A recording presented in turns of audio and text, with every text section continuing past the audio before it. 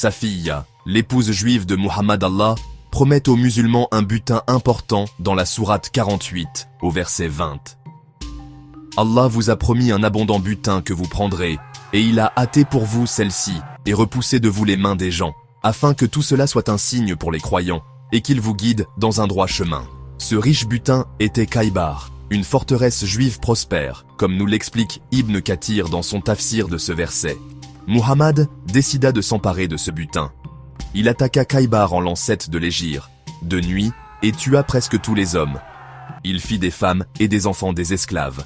Un des compagnons de Muhammad remarqua Safiya, une jolie jeune juive, et la prit pour lui.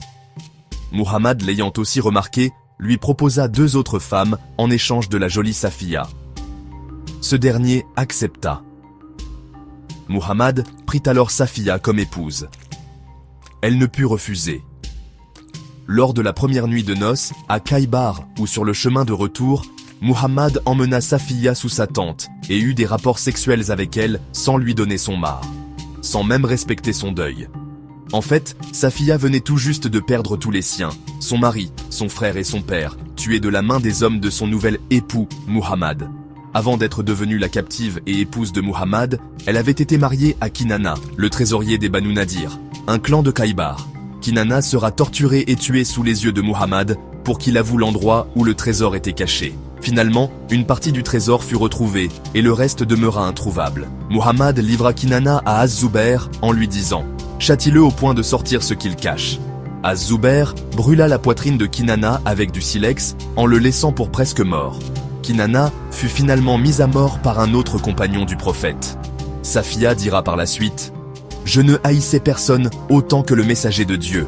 Il a tué mon père et mon époux. » Un soldat du nom d'Abu Ayyub était resté de garde devant la tente, épée à la main, durant toute la nuit où Muhammad violait véritablement Safiya.